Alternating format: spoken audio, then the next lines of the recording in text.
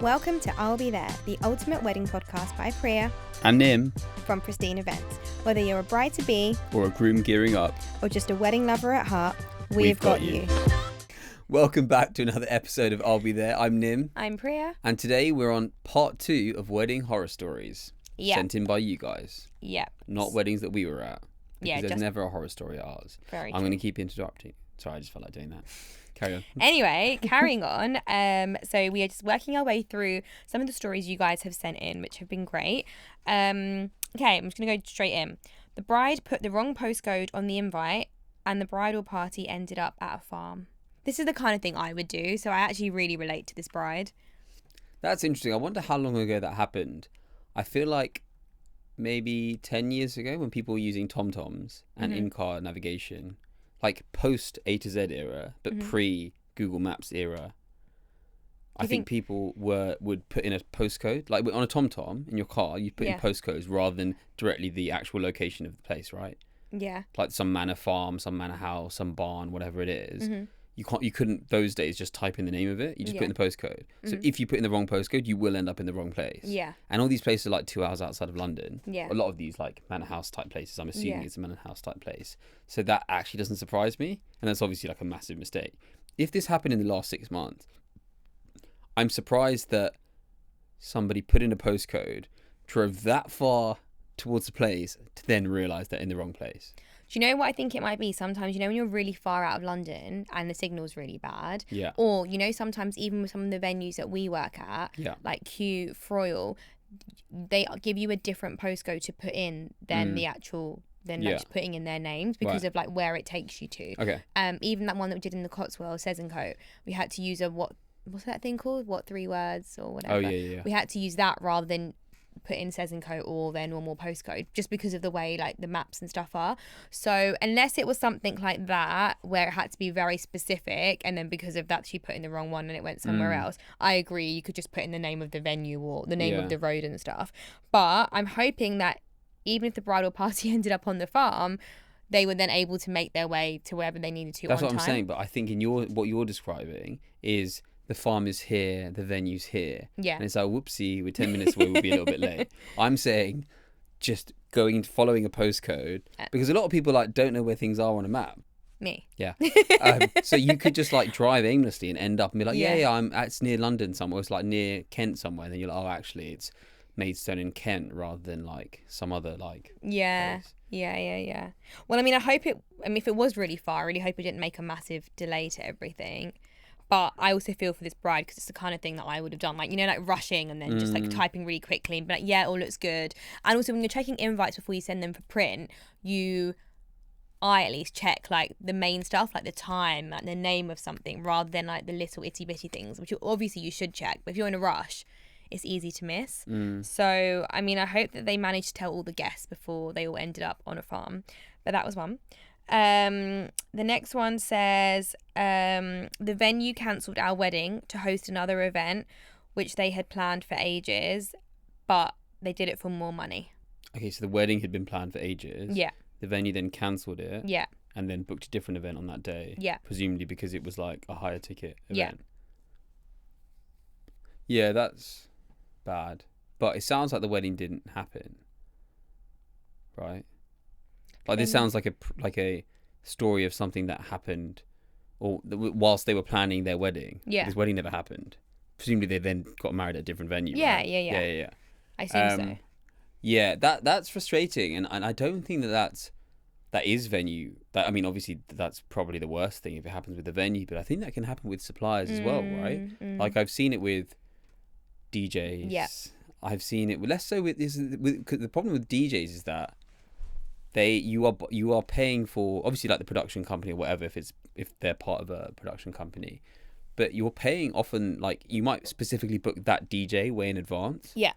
But that DJ 6 months later might get like the best destination wedding for 3 days and then they'd rather go to that event. Yeah.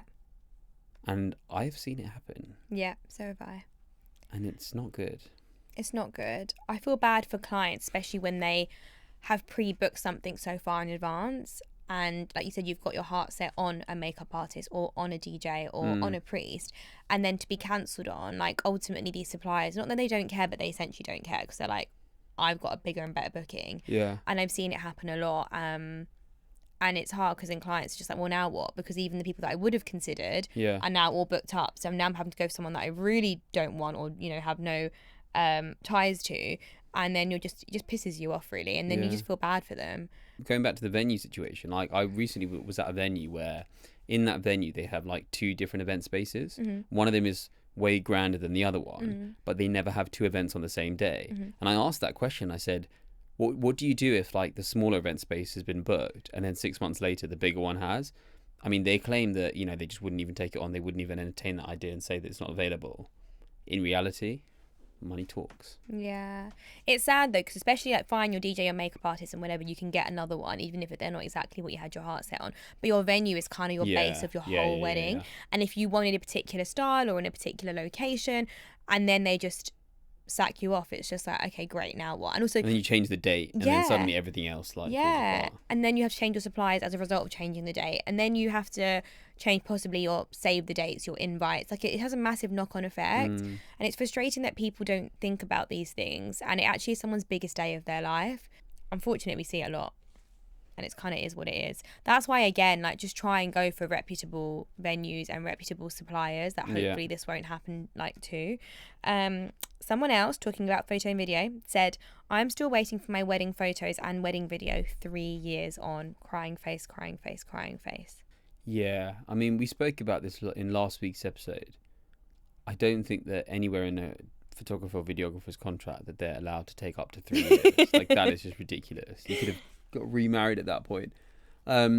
Yeah, that's sad. Like, genuinely, like, sad. I don't know why I said that as if it wasn't sad. Like, that's actually really sad. Because those are your memories. That's probably, like, a lot of thousands of pounds spent on that. Like, what do you do? Out them. Give us their details. Just out them. She hasn't said who it was, but I feel really sad because that is kind of all that you have left of your wedding, apart from your memories. That's what you have. Like, we watch our wedding film every year, like, and go through pictures and things, and we have our photos all over our house. And if you don't have either of those things, it's just, I'm not saying that you don't remember it all, but they're things that you want to potentially show your children, and like when you're older, be able to relive this special day. And then to not have, and also this might, I don't know if this was at the time when there was like wedding content creators and things, but then you literally don't really have anything, right? You might have someone's iPhone pictures and that's it, and that's such a shame. But I also don't know, this isn't actually the first. I've had literally about maybe like 20 brides in the past like 2 years, I'd say, that I've messaged just asking for advice. They've not been our brides, but they've just asked for advice because they can't get hold of their photo video people. They're not replying, or they're constantly being told, yeah, it's coming, and then being ghosted. But they were like, what do we do from here? Like, do we try and sue them? I've tried sending them letters, like formal letters. They're not responding. Like, there isn't anyone to like regulate this stuff, and it's just such a shame because then it's a bride and groom that miss out. I think there are. Like, there are like wedding lawyers that you can approach. Yeah, but I don't know how. Like, I don't know the process. Yeah, and also then it ends up being probably a big investment that you then have to take as well. So it's just such a shame. Again, it just goes back to, please do your research with suppliers. Like, if you can, try and speak to other brides and grooms, look at their Google reviews. Like, this just, it keeps happening. Okay, this person said, I booked a trial with a makeup artist. I was 5 minutes away and found out that she had double booked for our date. There was zero communication. What? Sorry, say that again. So she'd booked a trial with a makeup artist. Right. She was 5 minutes away from the trial, and then found out that she was booked for the date anyway, so couldn't do it. Oh, right, okay. Is it a free trial? No, you have to pay for it. Oh, yeah. It's normally like, well, it can be like £250, like around that. Okay. So it's not like 20 quid. Yeah, that I mean, that's like poor communication. That's very unprofessional from the point of view of the makeup artist. I mean, I wouldn't go as far to say it's like a horror story, because hopefully you can get that money back, and like, this is kind of separate to the wedding. Like, the wedding hasn't happened, right? Yeah. This is the trial for your makeup artist before the wedding. Yeah. I thought you said that she was on the way to the wedding venue 5 minutes before the makeup artist has double booked her wedding. No, so that, I mean, that's more like frustrating, unprofessional. I wouldn't call it a horror story. Yeah, I think it's just time wasting, right? Yeah. Like, you've gone through the back and forth. You've also paid for this trial. Yeah. You've then possibly taken a day off or half a day off work to go to do this trial, because they often do it on weekdays. Yeah. To then find out she's just can't do it anyway. It's just annoying. Okay, speaking of makeup artists, someone said, my makeup artist was so shit. She did my makeup in half an hour. She posted pics on Instagram when I asked her not to. I asked her to use a straightener on my hair because it was frizzy. She said no. She asked if I wanted to apply my own lipstick. I mean, why would I book a makeup artist if I wanted to apply my own lipstick? It was the worst time of my life. She was so stank-faced with me too. I hated the experience. But she did my sister's wedding makeup and she was so lovely. It was a complete opposite experience for me. Okay, so there's a few things to pick apart there. So, first of all, she said it was the worst experience of my life, but also said that it only lasted half an hour. It was only half an hour, so it couldn't have been that bad. Second of all, the makeup artist put the pictures on Instagram. Again, couldn't have been that bad if she was proud of it to put on Instagram. Like, but that's not the point. She's asked her not to put things on social media. Like, you have to respect. Yeah, but I'm just saying the story doesn't really add up. Like, did she do a bad job? Like, I don't know. It sounds like she was Instagram worthy. Or maybe she put filters on, right? Some people do that. And they, like, really edit how their brides look. Which is not helpful for brides, but people do that. But that is what makeup is, isn't it? Yeah, but then if you're then going to also exaggerate it with, like, filters and airbrushing and AI and all these things, then it's, like, not just a bit of makeup. Then it's looking like a different person. Not edit videos and photos? Not really. To be fair, a lot of them, when I read their contracts, they say they don't do photo, like, they don't do Photoshop things out or, like, do anything beauty related. It's just, like, the lighting and the general colour palette that they edit. Interesting. Okay, I'll answer it seriously now. Yeah, I think, I mean, look, my opinion on makeup artists has drastically changed since coming into the wedding industry. That's good. I very much used to think, why can you not just apply your own makeup? The groom fell in love with you because of how you look. Why would you want to look like someone different on your wedding day? It is a ridiculous amount of money. However, I've now changed that opinion, mainly because I think, having seen so many brides, I realise how big a day this is. Like, I always knew it, but the idea that this is, for a girl, something they've been looking forward to their whole life. They literally want to look so amazing, so special, and feel incredible, and makeup is a massive part of that, alongside their dress. And makeup artists, like the name suggests, are artists, and they are very good at what they do. Well, the good ones are very good at what they do. The crap ones are probably still better than I could do. So I get it, and that's why people are very specific about their makeup artists. That's why makeup artists can charge what they do, because their time is valuable. Like, that money that you're paying for them is made up of the fact that they've gone to multiple courses, invested in all this equipment, kit, makeup, that kind of stuff. So I get it.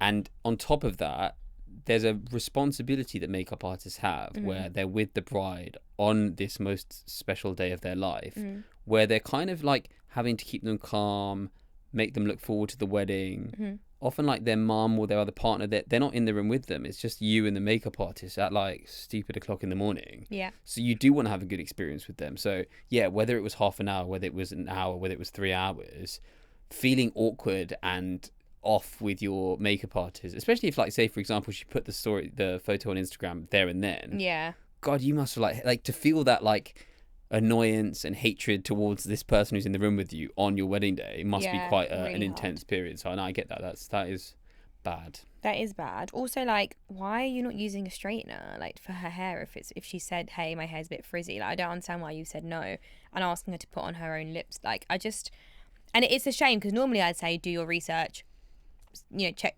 people that have used this makeup artist, but obviously her sister used her and had a great experience, which is probably why she then booked her. Quick question. With lipstick, that made me think, your makeup artist, the lipstick they use that same lipstick on everyone. They don't put it on your lips. They use a lipstick brush. So they like dip it on the lipstick or the lip gloss, and then they apply it. And then what they do is they sometimes put it into, like, a little takeaway tube thing, which is then what they give me, and I keep it in my bum bag, so it's always on me to top up the bride's lipstick. But they're not touching the same. Okay. I've busted that myth. And then they sterilise their brushes, right? Which is why it takes so long. They've got so much to carry. And they've got to sterilise it all, like, you know, and clean it all before the next bride. I was going to say, I thought it was a bit gross that they do that. Like, share lipstick with people. But no, yeah, that's why, yeah. Okay, so that one we're on the same page for. I think that's really sad. Yeah. Really sad. Okay, this one says, my husband got stuck in standstill traffic on the motorway on the way to our reception. He had to get out and run down to the closest exit with his friend holding his suit behind him. He had to ask the police to let him go as it was his wedding. She didn't actually follow up to say whether it worked or not, but I'm assuming it did work. But how stressful Where did the police come from? Maybe if it was standstill traffic, it was like an accident or something. So, you know, when they like close a lane and it's all like backed up. You know, this person who wrote the story, I Yeah. feel like they ran out of words in the comment box Yeah. and just deleted a lot of the essential information. I'm like, you could have just carried this story on and been like, where did the police come from? Like, But I'm thinking, obviously, when there's an accident and it's like backed up on the motorway, they usually, the police are there and they've like, she never said there was an accident. well, I would assume that's Well, why. that's what I mean. Like, just give us more context to the story, love. All right, well, this is all that we've got. Okay. So I'm going to assume there was an accident if the police were there. I'm going to assume that there is a lane closure, and I'm going to assume that that's why there's standstill traffic. So he's got out, run down to the nearest exit and been like, please, can I just get off because it's my wedding day? And I'm hoping that they let him go.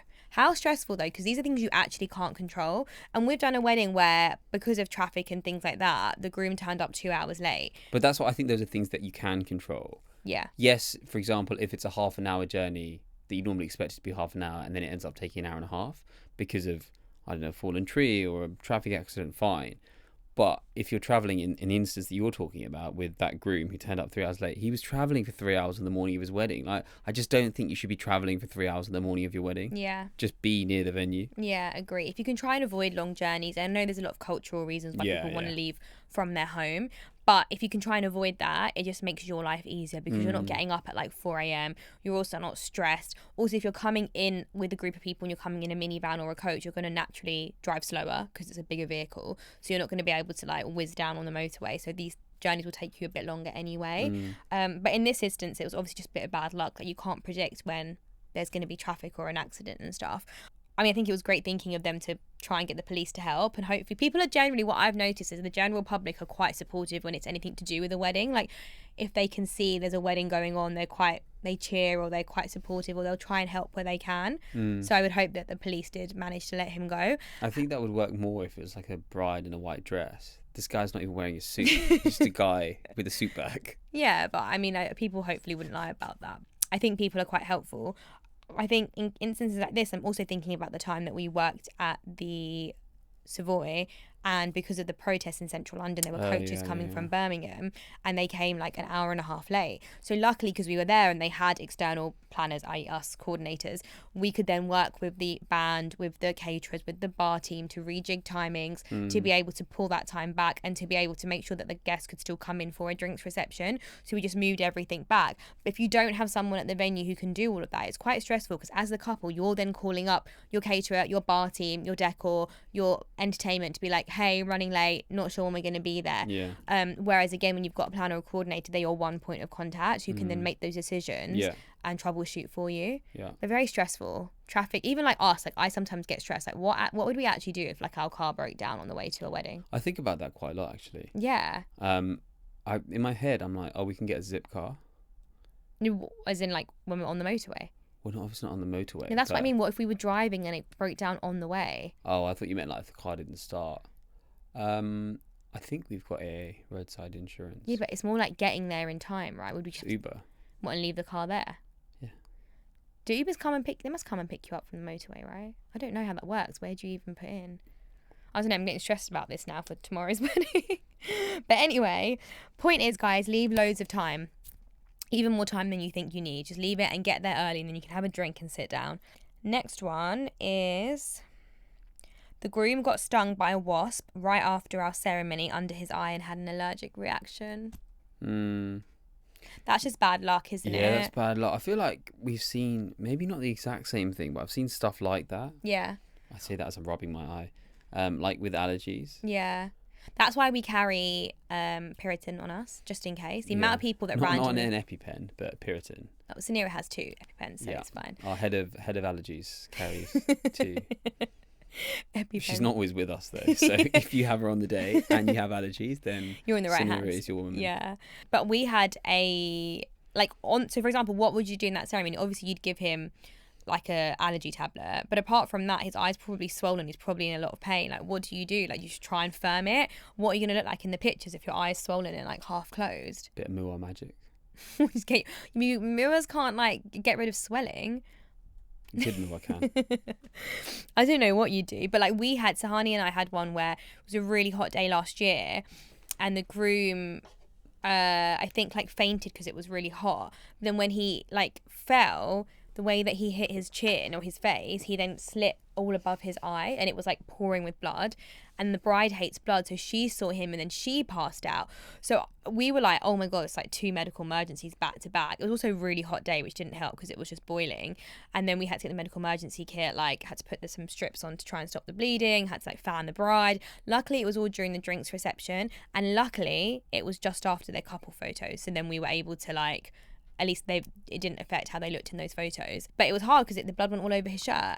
And then luckily his brother swapped with him so that he could wear his shirt. But these are the kind of things you just can't predict. Yeah. And you just got to hope you're at a venue which has a medical emergency kit and you have some people on hand that can help you with that stuff. Yeah. Cosmetic dentist. Yeah, exactly. Who does medical training every year. So medical emergency training. Medical training. Medical emergency training. Okay. Yeah, you're right. I mean, yeah, there are certain things that you just can't avoid. And you just got to hope that, like you said, you've got people around you to be able to make up for it on the day. Yeah, exactly. And if you're worried, just carry a little medical emergency, like just some plasters, hay fever tablets. What, as the bride or groom? Not like on you, but like right. in your bridal suite. We put it on our packing list anyway. But like plasters, paracetamol, those kinds of things. Allergy tablets. I actually had a groom that split his trousers twice before the ceremony. You have to like sew it up or something? Yeah, before the ceremony even started. So even that, like we carry a mini sewing kit. Although one of the weddings I was at recently, a guest borrowed it because they had ripped something and then didn't give it back. So now I need to order another one. But just having those kind of things on you, you just never know what happens on the morning of your wedding. Like things that you can't even predict happen. So just try and have as much as you can ready just in case. So this person said, I designed and paid for a custom outfit with said company. Do I know them? I don't think you do. For my reception outfit, only for them to lie. 3 weeks before my reception, I still had no outfit left. Luckily, I went to a different company and they rescued me, but I had to pay an extra 3K for that and then chase up the original company for a refund. The whole experience was so stressful. I completely get this. It's so annoying. Like as a bride, again, I know grooms don't get it as much because you kind of just wear a suit for the reception the majority of the time, but like you have spent ages on Pinterest, on Instagram, on TikTok looking for these outfits, like designing them, customizing them, probably if you're anything like me, sketching it out, figuring out what accessories you want to go with, maybe changing the color, having back and forth like chats and consultations, spending thousands of pounds. It's not cheap, all to then basically have crap communication, no outfit, and then you have to try and come up with something for your wedding, which you know isn't going to be exactly the same as what you wanted and probably isn't going to fit you the same because you're not going to have time to get it made. It's just annoying that you then have to settle when you haven't been last minute in the first place. And this isn't even the first bride that has messaged me about this. Like other brides last year had a similar situation with their wedding outfits and they weren't going to get it on time or they were getting ghosted, so they ended up just buying another outfit. It's really unfair. Yeah, I can't I can't put myself in the same situation because like you said, like grooms generally just buy suits. Yeah, but I have heard, and it's not anywhere near the same extent of like alterations not happening on time, and them like not feeling like things are fitting properly, that sort of stuff. But yeah, it's not comparable to a bride. But I think it goes back to what we said in last week's episode where reputation is everything. Yeah, and I think you can be unlucky as a supplier where sometimes your reputation can be tarnished for the wrong reasons if people are spreading misinformation. Yeah. But for the most part, I think, if you do a good job, people will get to know that you're doing a good job. So don't purely just see something on social media and say, yeah, I'm going to go with that company because their dresses look great. Like actually speak to someone and read reviews about lead time and delivery and how reliable they are. Yeah, exactly. Also, when you're ordering outfits, always lie about your wedding day. Like say it's like 2 or 3 weeks earlier than it actually is. If you give them the correct date, it just means you're not leaving yourself any buffer for extra alterations or if the colour's not quite right or you have to change something. Like you're just leaving it so tight. So just try and do it a bit earlier than it actually is. This one says, my sister-in-law came in a white dress to my reception. Oh my God. Sorry, say that again? My sister-in-law came in a white dress to my reception. Wow. God, what kind of sister-in-law would do that? Guys, that? I want to just say, first of all, it's my brother-in-law that wrote that in, who's obviously taking the piss. And I would like to clarify Let's give context, because I feel like you're not going to explain the context. I am going to explain the context. You can explain your story as to what happened, but let me just explain to the viewers, because sometimes you assume that they know our family dynamics. Okay. So, the person who wrote this story is my sister's husband, now husband. And he wrote this at the time of his wedding to my sister he's now written a story and said, my sister-in-law, Priya, came to the reception. Well, he wrote wedding, but it was actually the reception in a white dress. Now continue. So I would like to say that it was the reception. It also wasn't a white dress. It was a gold and cream lehenga. So Gold. Yeah, the top was completely gold. And White gold, maybe. No, it wasn't. It was champagne gold. The top was completely gold, and then the skirt was cream, gold, and silver. That was the look. And I checked with my sister-in-law. She was wearing a red gown, so there was no issue about Just also clarifying, wearing when white. you say I checked with my sister-in-law, you checked, can I wear a white dress? Or you said, what are you wearing? Oh, red. Okay, great. Yeah, so I wasn't going to wear... If she was wearing cream or white, I wouldn't have worn cream or white, so you right? didn't say, can I wear white? No, but that's for a reception. Wow. Okay. Also, I would like to also say there were about 10 other guests wearing cream or white lehengas because obviously it was like a summer reception. So it was totally fine. But do you know what we'll do? We'll put up a picture of what I wore to the reception and people can see it wasn't a white dress. This is not going to end well for you. It is going to end well. Yeah, I promise you. This is not going to end well. It's going to end well. Okay. Well, on that note, we'll see you on the poll and you better be on my side, guys. all right. Take care, guys. See you next Bye. week. Bye. Thanks for listening. Please like, follow, subscribe for more.